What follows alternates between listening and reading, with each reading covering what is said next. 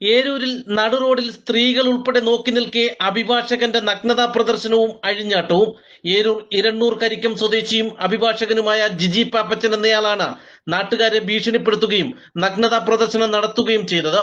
സംഭവം പോലീസിൽ അറിയിച്ചിട്ടും യാതൊരുവിധ നടപടിയും ഉണ്ടായിട്ടില്ലെന്ന് നാട്ടുകാർ ആരോപിക്കുന്നു. സ്ത്രീകളും കുട്ടികളും ഉൾപ്പെടെയുള്ളിടത്തും ചായക്കടയിലടക്കം എത്തി ഇയാൾ സ്ഥിരം പ്രശ്നമുണ്ടാക്കാറുണ്ടെന്ന് നാട്ടുകാർ ആരോപിക്കുന്നു. സംഭവം പറഞ്ഞ് സ്ഥലത്തെത്തിയ മാധ്യമ പ്രവർത്തകർ ഇയാളുടെ ദൃശ്യങ്ങൾ പകർത്താൻ ശ്രമിക്കവേ പ്രാദേശിക മാധ്യമ പ്രവർത്തകന് നേരെ ഇയാളുടെ അതിക്രമം ഉണ്ടായി. ന്യൂസ് കേരള റിപ്പോർട്ടർ മൊയ്തു അഞ്ചലിന് നേരെയാണ് ഇയാൾ അതിക്രമം കാട്ടിയത്. ദൃശ്യങ്ങൾ പകർത്താൻ ശ്രമിച്ച മൊയ്തുവിന്റെ മുഖത്ത് തിളച്ച ചായ ഒഴിച്ച ഇയാൾ ചവിട്ടി നിരത്തിടാനുള്ള ശ്രമവും നടത്തി.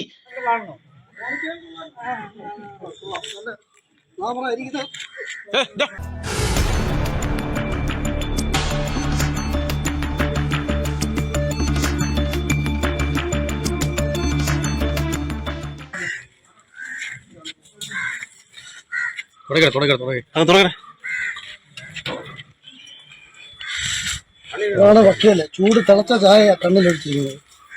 അയാള് നാട്ടുകാർക്ക് പൊതുശല്യമാണ് ഈ വക്കീല്. അതായത് മുണ്ട് ഉടുക്കാറില്ല, സ്ത്രീകൾക്ക് ജീവിക്കാൻ വയ്യ, മുണ്ടുമൊക്കെ കാണിക്കുക.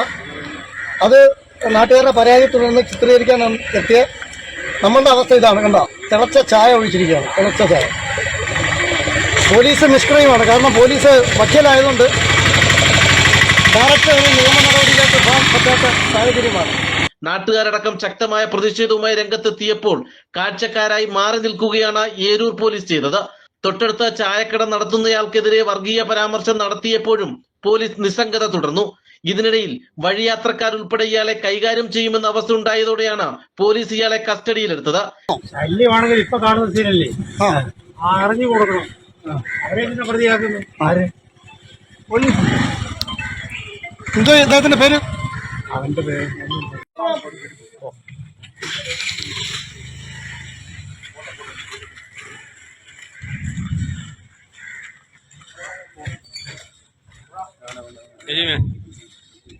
പോട്ടെ, അയാളങ്ങ് പോട്ടെ, സമാനത്തിൽ പോട്ടെ.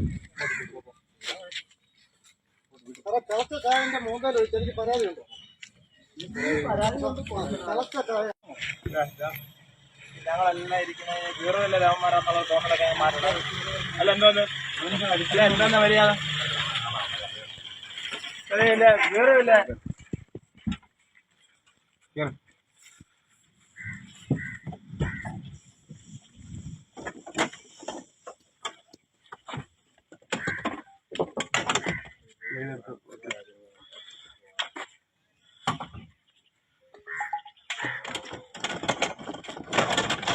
വിളിച്ചോന്ന് വന്നായിരുന്നു.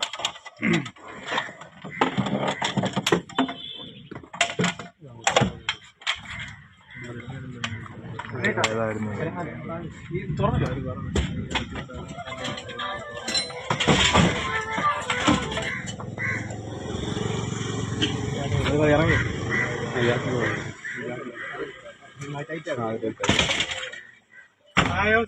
ഒന്നും കൊടുക്കരുത്. രണ്ടെണ്ണം കസ്റ്റഡിയിലെടുത്ത ജിജി പാപ്പച്ചനെ വൈദ്യ പരിശോധനയ്ക്കായി എത്തിച്ചപ്പോൾ ഇയാൾ അനുവദിച്ചില്ല.